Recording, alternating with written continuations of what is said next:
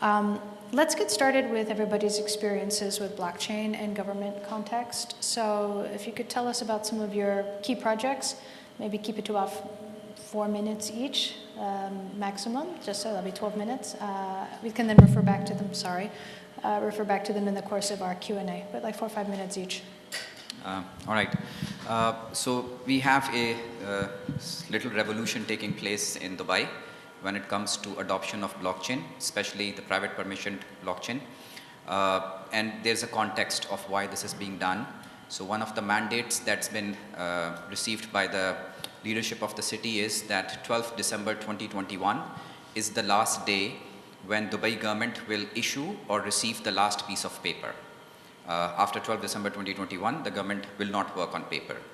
Now, if you work that backwards, that means that me as a resident of the city, I have to go through a lot of journeys today with different government entities, in which for me to complete a transaction, I have to interact with multiple government entities, and I have to carry a lot of paper from one government entity to another. So what's being done is that they've identified almost 74 journeys, such as car registration renewal, visa renewal, buying a house, leasing a house, setting up a business. And all of these processes are being migrated to a blockchain-based environment. Why blockchain? Because blockchain provides an ideal trust vehicle and platform for government entities to interact with one another through smart contracts. These are very important decisions that government entities have to take. So a mere API integration or a BPM tool will not solve this problem. So this is the context of what is happening in Dubai and what Dubai government is trying to achieve. My company has been involved very closely in a lot of projects. The first project that Dubai government has launched, which is a production grade implementation, is a reconciliation and settlement of government funds across 40 government entities and 15 banks. So we've got a payment gateway in Dubai called Dubai Pay. This is the government's payment gateway, and it helps me pay my traffic fines. It helps me top up my road toll. So there are 40 government entities that are integrated with it. So what we've done in our project that we've delivered for Dubai government, that it used to take 30 to 35 days, almost 40 days for Department of Finance to reconcile funds across all 40 government entities and 15 banks, because they're the custodians of city's revenue. The project that we've implemented, now the reconciliation happens instantly. As and when a transaction happens, there's immediate consensus amongst all parties and the transaction is reconciled. We've got 12 million transactions stamped on the system today. We officially went live in October. We've been live since February, but there was a parallel one happening. And this is a full production grade implementation. This is not a POC, not a pilot, not a lab project. We receive 50,000 transactions every day in the system. This is on Fabric 1.1. And in addition to this project, we are involved in half a dozen other production grade implementations, from property rentals to exit and entry of containers from different free zones to different government services. So I'll stop here now. Thank you. So at MISC, we are mainly working on 3 projects. Number 1 is very interesting. That's running the Saudi census over blockchain. So we run the census, we do some analysis, and that's it, and we're done for the 10 years. So what we wanted to do is to create and make every single individual as an asset on blockchain, and then everything will be recorded. If he's getting vaccinated, he's getting education, a grant for a scholarship or anything, and it's very transparent and immutable. So anybody can come and look at what's happening to that particular person, and then we can map the growth of that person down the line for 5 years, for 10 years, for 20 years, and we can predict on top of that as well. Second project we are working on is the creating a framework inspired from Darwinian evolution for the evolution of cryptocurrencies. How the cryptocurrencies will evolve and where it will be in 5 years and 10 years time. What the natural selection means, what is survival of the fittest means, how you define fittest in the terms of cryptocurrencies. And the third one is what we call algorithmic truth. Because all of this centralized thing, the government is the provider of the truth, that this is ID is verified or license verified. So if you move that truth responsibility to algorithms, what it would look like. And how can money be smart? So money is a very, very dumb construct. If I'm spending it for illicit activities or pornography or anything else, it doesn't complain.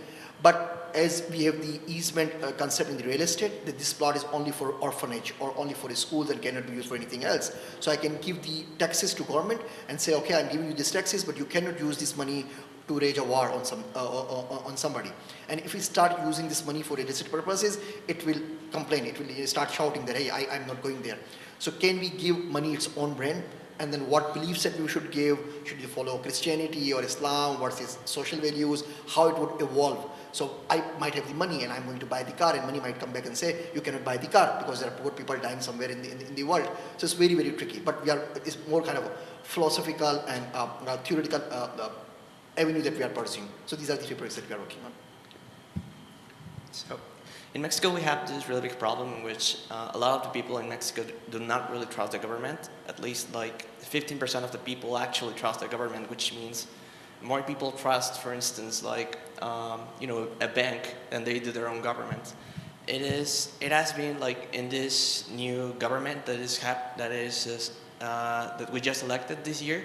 There's a lot of interest in blockchain as a way of creating a platform for people to be more involved in what they're doing with the government, and also to create like a bigger sense of transparency in what is the government spending, what are they spending it on, and what is going to happen with that thing that was just spent. So one of the bigger projects is that has gone out from all of this is called Peso por Peso, which is basically a project that is allowing the government biddings to, instead of being only produced by the government, to be decentralized, and allowing the people and universities and banks and all these other trusted organizations to actually vote on which biddings will be winning, which biddings will go through, and from that point, taking this power from the government and giving it to the people, all by using like Hyperledger fabric. Terrific. I mean, so we have quite a range of actual use cases here. Pretty much everything in Dubai apparently is going on to a blockchain. There is the idea of where should one's charitable nations be directed, amongst other things, in Saudi Arabia, to ensure that when citizen entrusts money to the government, is it actually spent as anticipated? And then in terms of government procurement reform, how can you actually invite citizens to evaluate bids for the government, which is quite a radical proposition. Excuse me, I think we're having a bit of interference. That would be great, thank you. So let's talk a little bit about what you see as the main benefits or potentials of blockchain for government transformation today as well as in the future, or if you see a counter narrative, then also would like to hear that. And maybe we'll go in reverse for this one. So Martin, are you ready to start? Sure. Okay.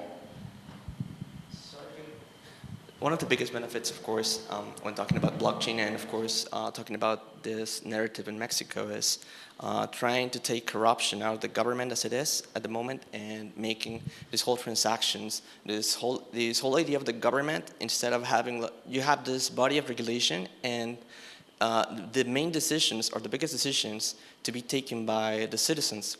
So in a way, actually allowing like this body of people, this whole population, to have more power on the decisions that the government is making. And this is actually happening without blockchain in Mexico. We have this sense of polling, so most decisions at the moment are being taken by polls. But this would allow more, first, more people to go vote. Second, more people to trust that these votes were actually counted and that went into the thing that they were voting for. There's a lot of corruption even in voting. And third, to actually see results and to get like dashboards of what's happening and what's going on. In the future, maybe, we're talking about this proposal that blockchain could be used to automate the whole government laws. So for instance, you could have smart contracts representing each law and certain processes, going through these smart contracts and taking a decision on whether something goes through or whether it doesn't. Effectively reducing the cost of government and effectively, making it a really automated government in the future. The biggest benefits we see for the blockchain is, number one is the inclusion, and second one is the transparency. Okay. Yeah. So the biggest benefits we see in blockchain for governments is number one is the inclusion, and second one is the transparency. So based on different things, even on census, so if you are living in a house, you can be counted. If you are living under the bridge, in a tent, you are homeless, you cannot be counted in any of the registers. If you're not getting counting, you cannot get anything. So blockchain provides us a way to merge all of the data sets into the one platform, and then everybody can see it. So it's more and more transparent. It's not that I can include or exclude anybody I wish. And the funding that we are providing to the citizens through education or scholarships or for health benefits, anybody can come and verify it if it is being delivered to the particular citizen or not. So these are the two benefits here. Yeah, so I mean, if we take a step back, the first thing that we need to understand is that every city has to carve out their respective blockchain journeys. The objectives that a manufacturing city will have from a technology like blockchain are going to be very different from a city that is a tourist hub, from a city that is a port city or a services city. So how that city needs to utilize or consume this technology is for the city to identify, and companies like ourselves, we help them identify and do that. Now, once you've identified the objective, for example, we work in countries in Africa where land records is a big problem. I mean, you must have all heard of the Ghana land record project. The reason why Ghana adopted blockchain and they wanted to put land records on blockchain is because in that country, every citizen has either filed a lawsuit about land or is accused of a land-related issue. So for that country, that was a problem to be solved. The Dubai example that I gave you, Dubai has figured out a way to improve the efficiency in their economy by going paperless, right? And plus they wanted to ease customer journeys. The country that I come from, which is originally Pakistan, we've got our own problems back home. Fake education certificates, tax evasion, health records. So there are different problems to which blockchain technology can be applied. The benefit that a technology like blockchain brings is, first of all, transparency. So the single version of truth, which nobody can corrupt, is the biggest advantage. Transparency is another one, and efficiency is the third one. So you can actually make a difference in people's lives and improve governance through a technology like blockchain. So to me personally, it's not a luxury. It's a technology that can really make a difference, especially in governments who are struggling to deliver for their citizens. So one question that comes up frequently is the, I think, complicated issue of citizen identity. In terms of what you all have seen, what are some of the practices you've seen and some of the issues that either have come up or are anticipated around the important but also very fraught question of citizen identity management? You can go this way. All right. Yeah, sure.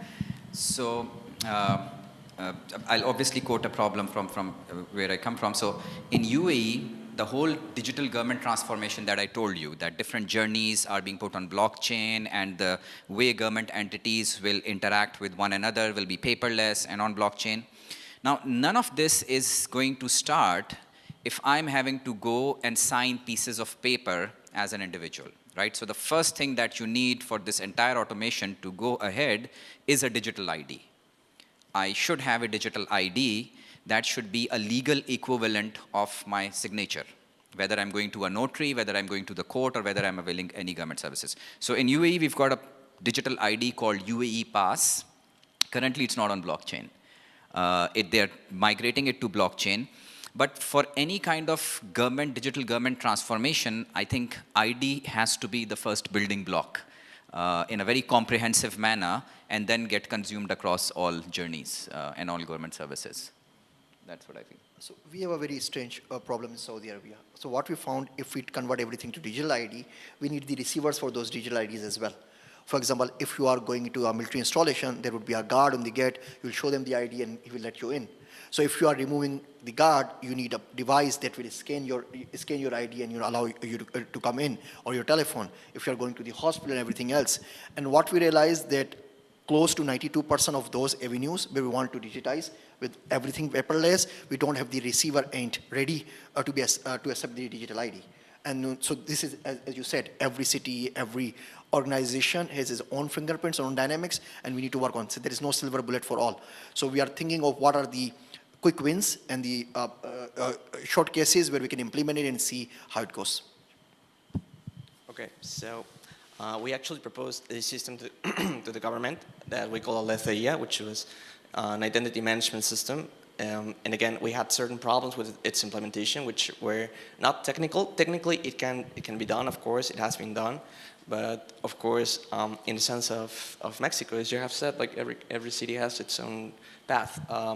We found that, for instance, a lot of the people that were that were using the system thought, well, if we were using blockchain, maybe my identity could be managed or could be validated by different people. Maybe we could have other entities actually validating if my information is correct or not. Second, for a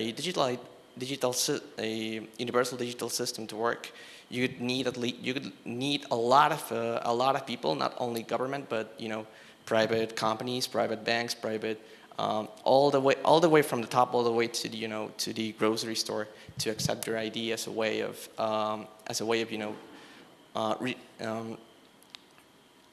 of not having multiple sources of truth, but having a unified source of truth. So that's another thing.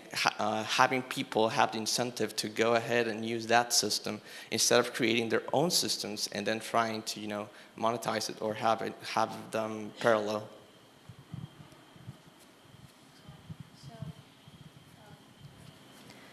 Building off of that point, I think that one thing that was raised here was that blockchain can be used to build new infrastructure where there was none, or it can be used to replace existing infrastructures. And be very interested to hear your opinions or experiences on, is one a better entry point for blockchain than the other? Are they both valid, or is it difficult either way? So we'll go in reverse. To jump in? Sure, yeah. Let's do something different. Great, okay. Complete replacement, we find it very, very hard. People come and suggest us, different companies come, consultant companies, hey, you can adopt this system, it will replace your old system altogether. What we found that if we ignore the legacy systems that we already have in place, because in governments, all of the systems are connected to each other. So if you're talking about driving license, it's connected to passport is connected to visas is connected to something else, and banks and KYC and everything else. So unless we find a way to talk to the existing legacy systems, it's very, very hard to come up with a totally new system and replace it in one night. So that's not the option for us.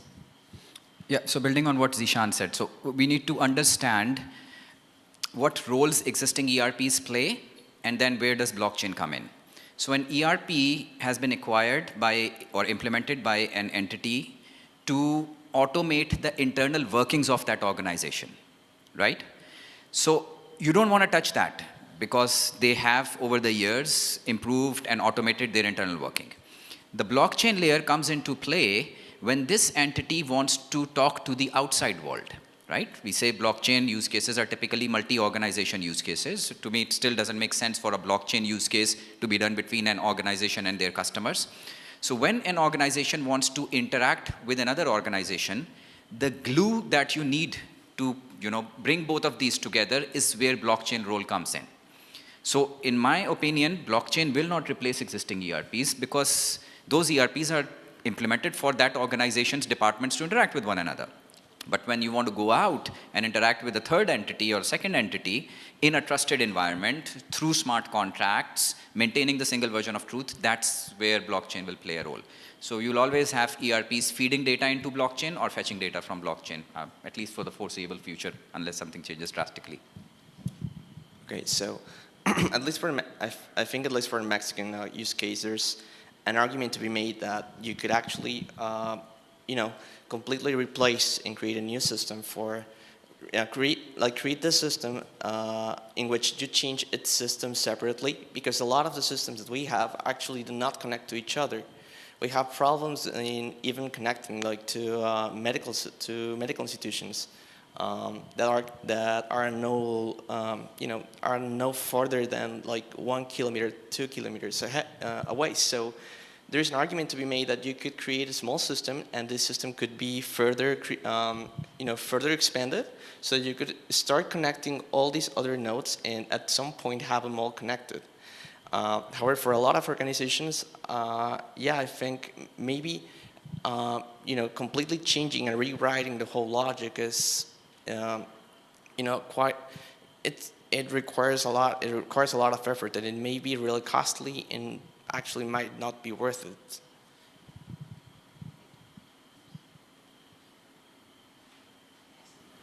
Thank you. So a question here then is, it's very unusual to have a situation like Dubai, I think, in which there is a wholesale embrace by the government as well as a mandate that there must be change. So that is one, I think, extreme case scenario of absolute push and no room, it seems, for opposition internally to debate about doing it a different way.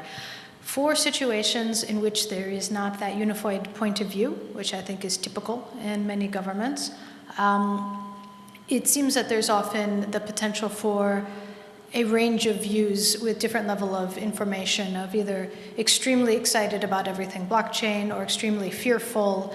And so one question is, how do you engage with a government in which, and I'm sure that you've worked in other situations outside of Dubai, so you could bring in some of that use case, where there is an interest but also a concern about the risk or the utility of blockchain?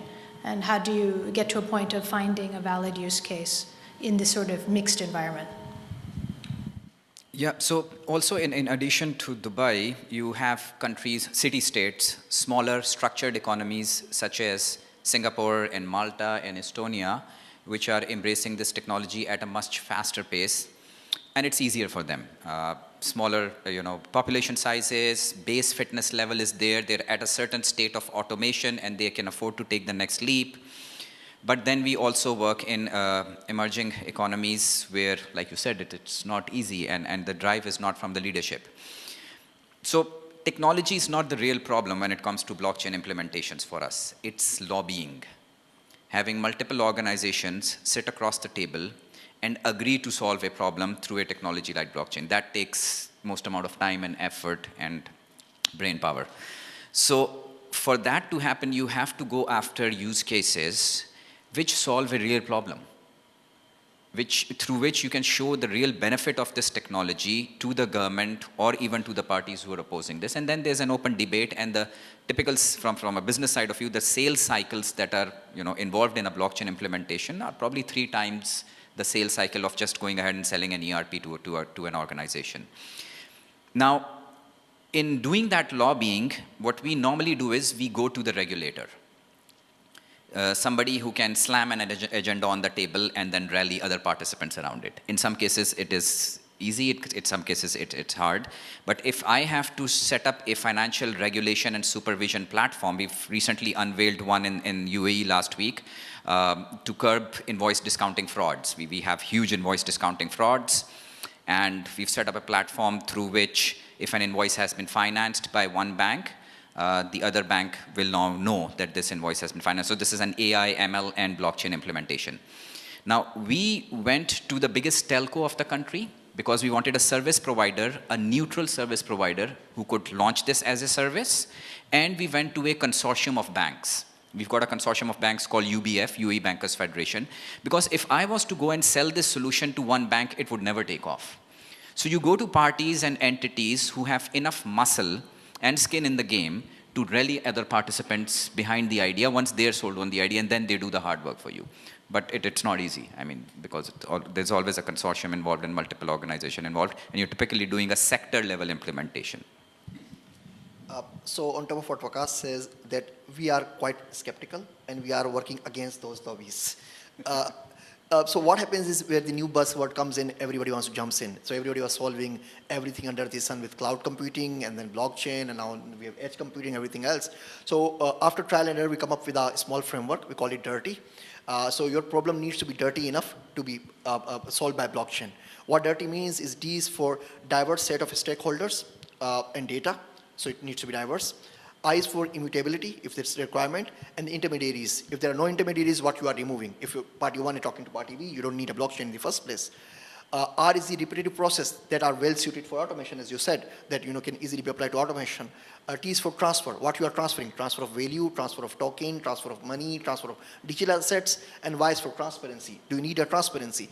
And transparency is a very, very vague term, so sometimes we need a local transparency on a local level, sometimes we need a global transparency. So for example, in Pakistan we have NADRA, which is the National Database Authority for ID cards. Do you need to give it visibility to the rest of the world? No, you just, in a particular office. So what level you need this transparency for?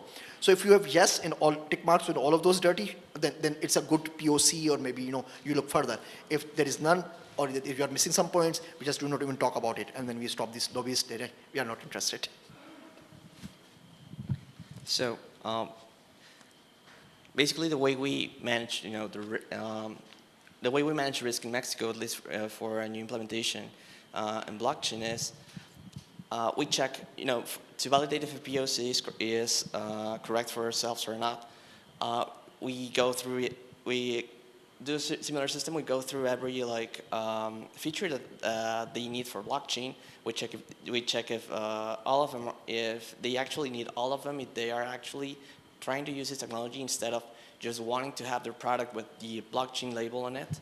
And one of the problems we have found, at least in trying to implement it, and something that has stopped Mexico a lot of the times on actually going ahead and doing it, going and distributing a new system, is that in Mexico there are not quite a lot of people that are working on blockchain. There's just like a week ago, they just issued this law to to legal. It's not legalized, but to regulate blockchain, either in as a cryptocurrency, but also as a development platform. We do not have enough blockchain developers. It is really costly to develop right now in Mexico using blockchain, so many companies are not actually going on board. It costs about 5 times a solution that is using blockchain in Mexico costs at least 5 times more than a normal solution does. And there is no guarantee that you will have the required developers or the required support in a few years. So for us, it has been these 2 parts. First, trying to get enough developers and trying to get the government to actually put more money into universities so that more people can learn about this and to get more professionals into the market. And second of all, to validate these use cases depending on if they actually hit all these points on whether their solution could be better with blockchain or with something else.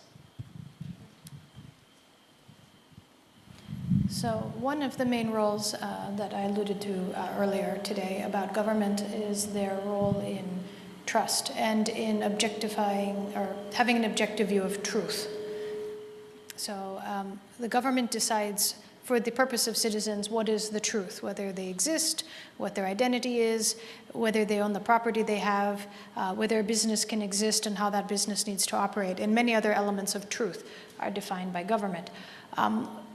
I'm interested in everyone's opinion on, as blockchain becomes, if it does become, but it looks like it may become more of a integrated part of government, will this simply enable government to hold this role as the owner of truth in a better, more efficient way? Or could this actually conversely reduce the role of government by having transparency and a public view, perhaps, of what is truth? So I believe it will work against the government. And that's one of the biggest issues that government is afraid of, that if you give the responsibility of truth from government to algorithms have the final authority, and government will lose all of their powers, and so that's one of the issue. Yeah, in our experience, at times it's not the whole government that gets corrupted for multiple reasons. It's either a department, a unit within a department, individuals who are compromised. And in this context, I think blockchain is going to help.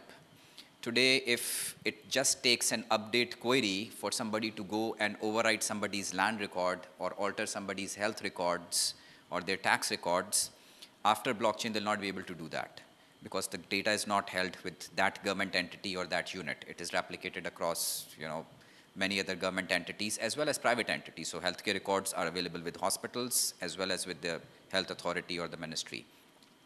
So it will bring more transparency. It will obviously release the control from a particular department or a particular, unit of or function of the government. But it will definitely bring more transparency, and there'll be opposition. There'll be resistance to this. People have vested interest in these things. Yeah, I do also feel that the government will lose a little bit of its power on the way that they hold right now, like the ultimate truth on a person's identity, and so also this could bring several advantages on a person's identity in the sense that at least what is happening in Mexico and several Latin American countries is that the government holds a certain version of truth, but that may not also be the case for they may not have like the most recent version of the truth. So maybe other organizations have, for instance, banks mostly banks. Other companies have different versions of this truth, like where they live, how much they're winning, how much they're making, and how much they're spending, and so. Also, there are certain companies that have like the same person but with different names, different data for that matter, and so this could bring like a way of actually validating who this person is, how they identify, and what their their identity, with all this information that is entailed, is contained. So.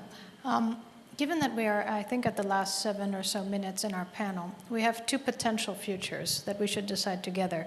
One is the audience has an opportunity to ask questions of our panelists. The other is we continue to go through these moderated questions, of which there are more than we could answer in this time. If you would like to have the opportunity to ask questions, why don't you perhaps raise your hand? We have 1, 2, 3. Okay.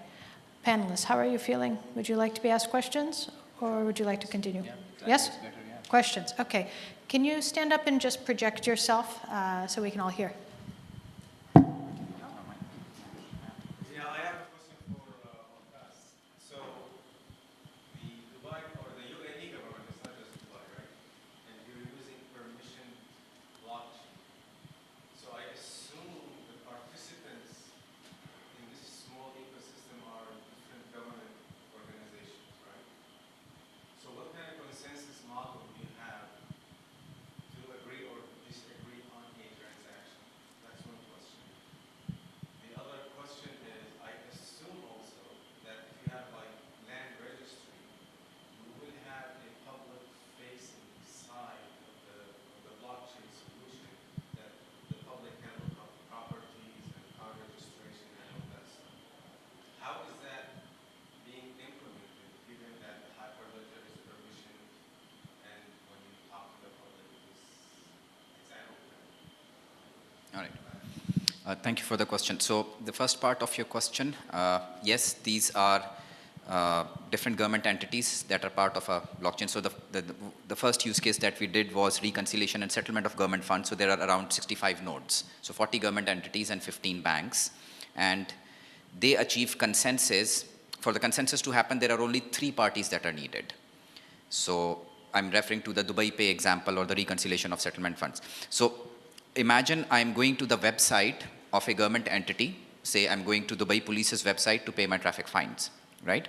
So Dubai Police will have this transaction stamped in their ERP even today. The second participant of this transaction is the payment gateway. Payment gateway also has a node. Even today, they stamp this transaction in their audit logs and their, whatever system they have. The third participant of this transaction is my bank, where the actual debit of my account has happened and the bank has updated their core banking system, so they're the third entity. Now, for the consensus to achieve for all of these 3 entities during a transaction, for them to give a thumbs up into the system and say, yes, we agree, this transaction has taken place, you only need consensus between these 3 parties. Is that baked in the code, or this is a manual process? No, it's in the code. It's in the code. So we are using Fabric 1.1. So we use the standard, consensus algorithm that comes with Fabric 1.1. So even though there are 65 nodes, the consensus is required by 3 participants only. Because if my bank is Emirates NBD, but there's another bank called Dubai Islamic Bank, that bank has no role in this consensus. And actually, they're very skeptical of having data on other nodes. So the channels is another important consideration when we are doing these things. You have to have relevant data on relevant nodes. So is that a consensus or a multi-sig protocol? It's a proper consensus. So the smart contract, the transaction gets stamped on the blockchain node through the smart contract, and then everybody else executes their respective consensus mechanism. So this is how consensus is achieved. And even when there are different other problems such as property rental and other. So in some cases, blockchain is being used to work as a trusted business process management tool as well.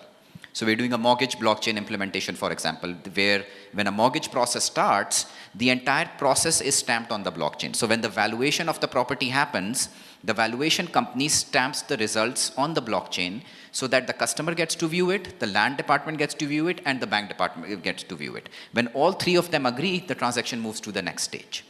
So in some cases, smart contracts are being used to push the business process from one stage to another with everybody's endorsement. And how does the public access the Okay, I'll come to that problem. Now, there is no public access for all of these services because all these government entities already have their portals through which I can initiate a transaction. I can initiate a mortgage through the bank's online portal even today, right? I can initiate the property rental process through the property management website. It's the background dealing between these organizations that is being done on. So blockchain is like HTTP protocol. I don't care what protocol internet uses. I just want my Gmail service, right? So that's the context. So this is, I just kind of like to get your opinions as you're representing quite a wide range of societies and dealing with problems that and systems that impacts a wide number of subsystems. My concern with the blockchain is that it's true and it has this absolute notion of truth. And sometimes what you need is just a little bit off of that. You need the ability to edit or remove a police record or adjust a transaction in order to achieve something that is maybe right or just rather than true. So I'm wondering if there's any way that you guys have encountered mechanisms to deal with that. Should I? Yeah, all the time. This is a practical world we live in. And it is exactly like reversals that you do in a banking environment. You have to have a compensating transaction with everybody's consent. You can't just willy-nilly go ahead and say, oops, I made a mistake, let me just edit it. Even when you design a compensating transaction, there is a consensus mechanism. So you have to provision for these compensating scenarios while you're designing an application. That these are the exceptions that I'll have, or these are the edits that I'll have to make. So it's exactly like reversals. So how do we solve it? We call it a recent truth. So because truth has different versions. So something that's truth like 3 years ago might not be true now. So somebody married to somebody and then he divorced and got married like 3 years ago, divorced last year. Now he married to somebody else. So because transaction is immutable, whenever you check the record, he's divorced to the same person, he's married to the same person, which is not the case. So then we have the recency of the truth as well, and it will, once you check the record, it will only go back to the recent one. So once we update the record, we update the date as well. Yeah, and then there's another scenario, by the way, so I'll just add to what you're saying. Even smart contracts are not set in stone. So for example, today you might write a smart contract in which you have certain commissions and charges that you've applied on the smart contract, right? If it's a transaction, you want to pay a commission or something, tomorrow those figures will change. So there has to be a mechanism in which a smart contract can be updated, and you have to keep this provision in your design that transactions that were done before date X use a certain version of smart contract, and the next version of smart contract is used after date X. So these are sort of things that you have to provision for as well in a blockchain environment. Final question, please. Actually,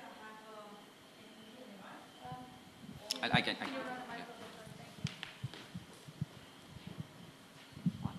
Actually, I have a number of questions. One of them is simple to ask, which is, given the sensitivity of governmental activity, how do you ensure an audit of the smart contract? How are they verified that they are conform with what is requested? So then I'll ask the second one, okay? All right. Very good question. And so today, if any one of you, there's so many developers in the room, so when you deploy a smart contract on Hyperledger today, how do you do it? Command line, right? So the entire security of blockchain is thrown out of the window if you, as a champion of that use case, can just go ahead and deploy a smart contract without anyone else knowing what you've written in that smart contract, right? The other participants of the... So this is a problem that we've solved through our own blockchain orchestration layer called Cypher. We've got a blockchain orchestration and governance layer on which we've got ready-made adapters for different blockchains, and the governance piece of it takes care of this problem exactly. So we've written a mechanism through which when a smart contract is deployed, all the participants first have to endorse that smart contract. They have to say, yes, we agree, whatever is written in the smart contract. This is a loophole right now. And there are many more, by the way, which you have to plug till the technology matures. Okay. Did you have other questions? Yeah, well, I have a second question, which is a compilation of about 4 different questions. This comes from somebody who worked in the last year providing expert advice to governments for public administration reform. And one of the things that I came across consistently is the resistance that the civil service has against reforms in general. And blockchain and adoption of a blockchain is a reform. Now, well, everybody that saw the British sitcom Yes Minister will know that this exists everywhere, right? It's more pronounced in certain countries than in others, but it exists everywhere. The type of reforms that can be implemented by blockchain are essentially those that provide immediate relief to the citizens, so they will be adopted and pushed by the citizens, like the documents, no? Others that could be useful to the civil service body, like increasing the efficiency of the process. But there are another one, essential for the democracy, which is increasing the transparency of certain areas, like the public spending, where the resistance might be quite strong. Now, in this context, do you think the push for such a reform should come from the political class, should come from the citizens, should come from the technological lobbyists, from international organizations, and so on and so forth? What is your experience with this? Thank you. Should I? Yeah. So yeah, as technologists, we can only communicate what the technology can deliver. It's not our place to go and become a reformist. We should, but that space is different. I'll give you a couple of examples. So we were reached out by ITA in Oman. ITA is Information Technology Authority. And they came to us and they said, we want to adopt blockchain. How do we do it? So first, the question, we really qualify for blockchain projects. So the first question we asked them, what are the problem areas that you have? And they gave us a list of different problems. But when we probed further into their business process, we realized that they are responsible for procurement of technology assets for all government entities in Oman, right? So even if somebody wants to buy Oracle licenses, somebody wants to buy an HP server, ITA Oman does that procurement on their behalf. And there's a massive leakage in that procurement, both financial as well as in terms of efficiency. So we suggested to them that blockchain can help you solve these problems. And then we solutionized the whole thing for them, and it's months and months of deliberations with their IT teams and different teams till the whole package was taken to the leadership. That is all we can do. Beyond that, whether they want to adopt this, whether there are vested interests, like I said, I mean, as a citizen, I should be concerned if I'm a citizen of that country. But as a technologist or somebody running a technology business, it's not my place. You see what I'm saying? I mean, I don't know if there are other views. Similarly, there is always one term thrown around, is strategic depth, that we do not understand. Sometimes they want to do certain things in certain ways without giving an answer. So being a technologist, there is only so much that we can do. Okay. Well, we're actually slightly over time because we had such an engaging discussion. I hope this was interesting and informative to everybody, and encourage you to come up and speak with our participants And thank you so much for coming in and sharing this. Thank you very much, idea. everybody. Thank you. Thank you.